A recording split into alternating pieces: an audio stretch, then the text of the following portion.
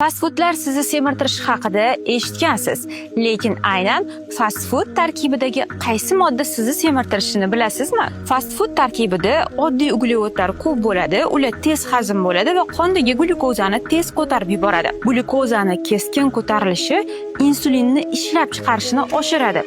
Insulin qondagi ortiqcha shakarni yog'ga aylantiradi.